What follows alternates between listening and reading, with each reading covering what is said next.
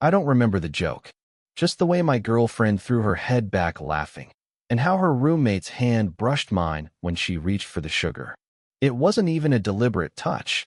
At least, that's what I keep telling myself. But her fingers lingered a second too long.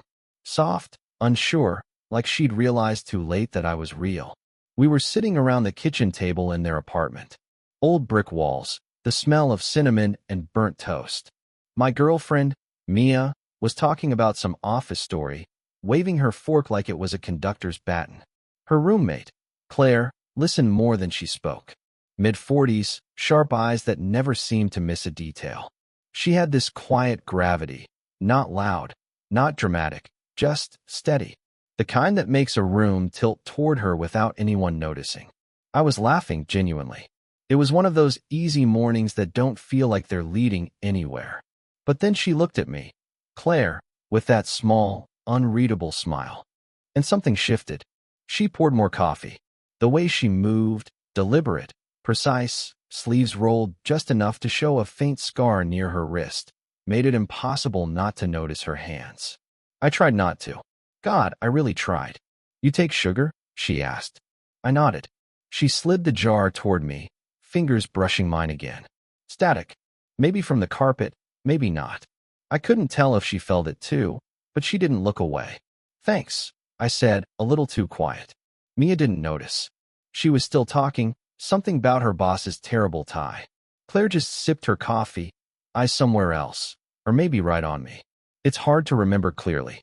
What I do remember is how the air changed, heavier somehow, like the pause between two people about to say the wrong thing. I tried to join back into the conversation, laugh again, keep things normal. But every time she spoke, I caught the sound of her voice, low, calm, edged with something that made me feel older and younger at the same time. There was no flirting, no words out of place, just an awareness. When Mia got up to grab something from her room, the silence that followed felt almost intentional. I glanced at Claire. She was tracing the rim of her cup with one finger, lost in thought. The window light hit her hair, streaks of silver showing through the brown. She looked, I don't know, content. Or maybe pretending to be. You're good for her, she said after a moment. It sounded like a compliment, but the way she said it made my chest tighten. I managed. She smiled, that small, tired kind of smile that people wear when they don't believe themselves anymore. That's more than most do. Before I could answer, Mia came back, humming, holding her phone up to show a meme. We all laughed again, easy, light, surface level. But the warmth from her hand hadn't faded yet. It was still there, pulsing faintly in the space between memory and skin. When I left that morning, Claire stood by the counter, rinsing a glass. She said, "See you around," like it meant nothing. I said, "Yeah," but the word stuck somewhere in my throat. I walked out with Mia, sunlight catching the edge of the hallway mirror. I looked at our reflection, her leaning into me, smiling, my hand on her shoulder, and behind her, Claire, watching from the doorway. Not staring, just there. Later that night, I couldn't stop thinking about it. That brief touch, that half second of silence. I kept replaying it, like a line from a song that never really finishes. Maybe it was nothing. Maybe it was everything I wasn't supposed to notice. The next time I saw Claire, it wasn't planned. Mia had texted me last minute, said she'd be late from work, and asked if I could swing by to help fix the old shelf in their living room. Claire opened the door instead. She looked surprised, though she hit it fast. Her hair was tied up this time, glasses hanging low on her nose. The faint smell of rain drifted in from the open window behind her. "She's not here," she said. "Yeah, she told me. Said you needed help with the shelf." Her eyebrows lifted, amused. I didn't know I needed help. I shrugged, holding up the screwdriver. "Apparently, I've been volunteered." She stepped aside, motioning me in. The room was different in the evening light, softer, quieter. A record played low in the background, some old jazz number. The shelf leaned awkwardly against the wall, half assembled, with screws scattered across the floor like small silver mistakes. She knelt down to pick one up. I noticed the faint tremor in her hand, subtle, but real. "Long day?" I asked. Her laugh was small, dry. "Every day's long lately." She glanced up at me, as if realizing she'd said too much. You know how it is. I didn't, but I nodded anyway. We worked side by side, mostly in silence. The kind that isn't uncomfortable, but not quite peaceful either. I handed her a screw. She brushed her thumb over my knuckles by accident, and we both froze. She looked away first. Sorry, she murmured. No, you're fine. The words came out too quickly, too soft. I tried to focus on the wood instead, the smell of varnish, the steady rhythm of her breathing. Every now and then, I caught her watching me when she thought I wasn't looking. When the last panel was in place, she sat back on her heels, exhaling like she'd been holding her breath all week. There was a streak of dust on her wrist. Without thinking, I reached out and brushed it away. Her pulse jumped under my fingertips. She didn't move, just stared at me, not with surprise, but with the kind of quiet you get before you decide to do something you'll regret. You're kind, she said finally, voice low. Too kind, maybe. I smiled, though I didn't feel like it. You make that sound like a flaw. It can be, she whispered, eyes still on my hand. The record skipped once, breaking the moment. She stood abruptly, grabbing the empty mug on the table. Tea. Sure. She filled 2 cups, her back to me. The sound of the kettle filled the silence, steady, almost soothing. When she turned around, her expression had reset, calm, polite, unreadable again. But as she handed me the mug, her fingers brushed mine, intentionally this time. No words, just that tiny, deliberate contact that said everything neither of us dared to. The kind that stays long after it ends. It started raining halfway through dinner. One of those slow, deliberate rains that sound like they're thinking about whether to stop. Mia had texted again, caught up at work, too tired to come home, and Claire insisted we shouldn't waste the food she'd already made. It's just pasta, she said, but there was wine on the table and 2 plates set like she'd expected someone anyway. The storm outside pressed against the windows, blurring the world to gray. Inside, the apartment smelled like basil and old books. She moved around the kitchen in that same quiet rhythm, sleeves rolled, hair falling loose, eyes somewhere distant. I tried to keep it light. You always cook this much for 2? Not always, she said. Some habits die slower than others. There was something in her tone I didn't ask about. Regret, maybe, or memory. Either way, I just nodded. We ate mostly in silence. Every sound, the clink of a fork, the hum of the fridge, the soft rumble of thunder, felt too loud. I watched her stare into her glass, tracing the rim again, just like that morning. It was becoming her tell. She caught me looking. You think too much, she said softly. Is that bad? Depends what you're thinking about. Her eyes lingered, unblinking. The air between us changed, again, thicker, fragile. I wanted to ask what she meant, but my phone buzzed on the table. It was Mia. A picture of her desk at the office with the caption still alive, just barely. Claire's gaze flicked to the screen, then back to me. You should answer. I will, I said. But I didn't move. She looked at me for a long moment, then let out a small laugh. Not mocking, just tired. You shouldn't make people wait on you like that. Neither should you, I said without thinking. Her lips parted, but no words came. The thunder rolled again, closer this time. The power flickered once, twice, then steadied. She stood, walked to the counter, and grabbed the candle from the windowsill. Just in case, she murmured, lighting it. The flame threw a soft gold across her face, highlighting the lines near her eyes, the curve of her mouth, the faint scar on her wrist. I don't know why I stood too. Maybe because she was too close, or because she wasn't moving away. Claire, don't, she said quietly, almost pleading. Please. I stopped. For a second, neither of us breathed. The storm hit harder, rain rattling the glass like applause for something we'd managed not to do. Then her phone rang, sharp, jarring, cutting straight through the moment. She turned her back quickly, voice steady but thin. Hey, Mark? No, it's fine. Just dinner. Yeah, I'll call you tomorrow. Her ex, maybe, or someone who still thought they were allowed to call. I stood there with the candlelight flickering between us, trying not to watch the way her shoulders stiffened. When she hung up, she didn't turn around. I should clean up, she said. I nodded, forcing a breath. I'll go. But I didn't move right away. My hand brushed the table edge. Hers rested there a heartbeat later, near mine, not touching this time. Close enough to feel the heat. Close enough to know what almost happened. I hadn't seen her for a few days after that night. Mia said Claire was keeping to herself, which sounded harmless enough, but I could tell something had shifted.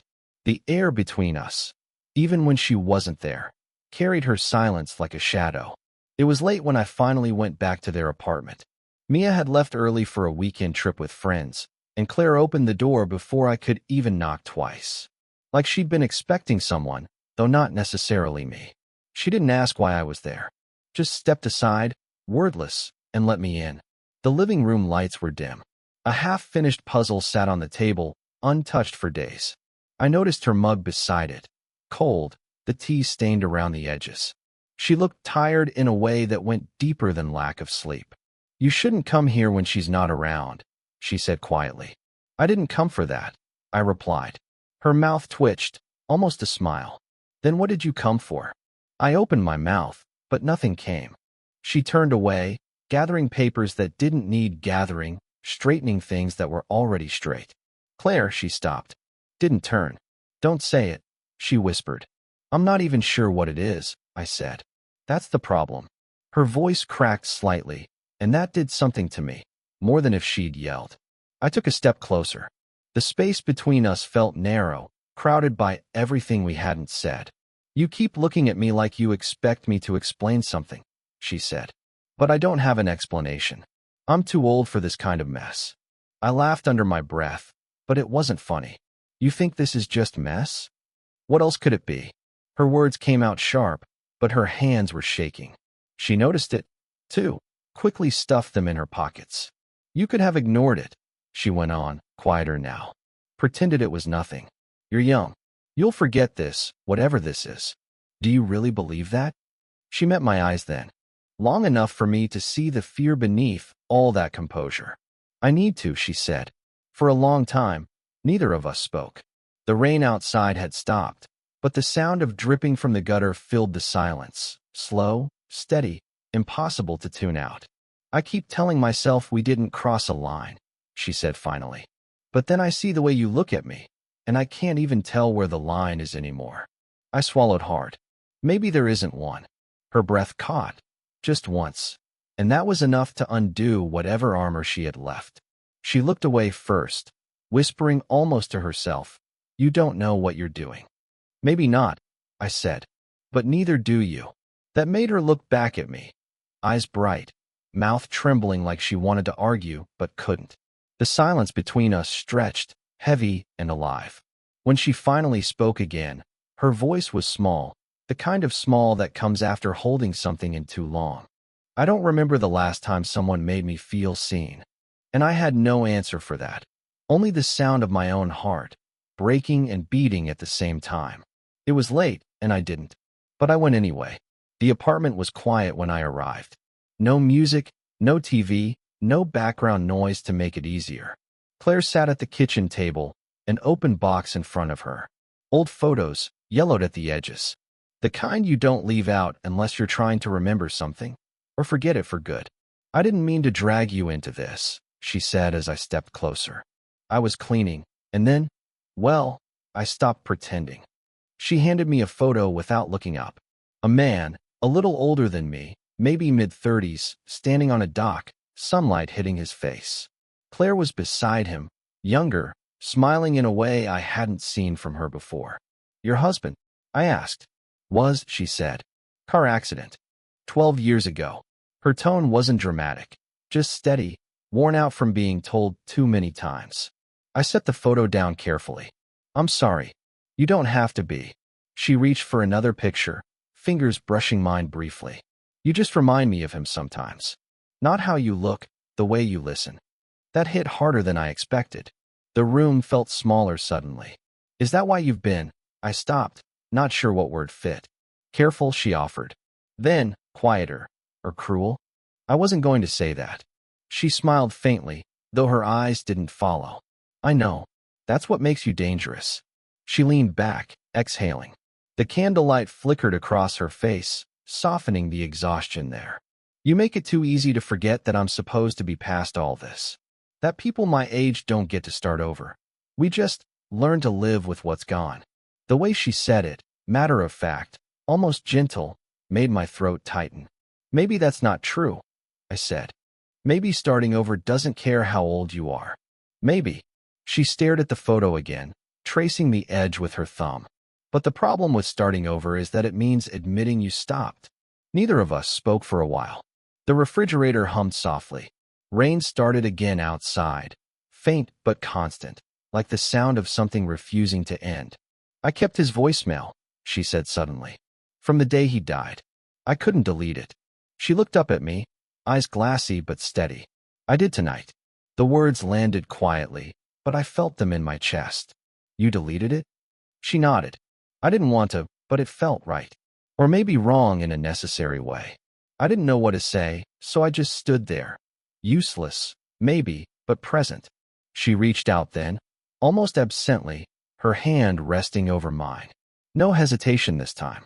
Her voice barely rose above a whisper. I think that's the first thing I've let go of in 12 years. The silence after that was unbearable and wholly all at once. And even though nothing more happened, no kiss, no confession, something had shifted. I could feel it in her trembling hand, in the way she didn't pull away. Like we'd crossed into something we couldn't name and maybe never would. The next morning, she called instead of texting. Her voice was calm, almost too even, the kind of calm people wear when they've made a decision they haven't fully accepted yet. Could you stop by? She asked. Just for a minute. When I arrived, the apartment felt different. No music, no rain, no clutter. Just light. Pale, morning light sliding across the floor like it belonged there. She'd opened the windows, the first time I'd ever seen them open. Claire was sitting on the couch, hair down, wearing the same faded blue sweater she'd had on the day we met. There was coffee waiting, 2 mugs, black for her, milk for me.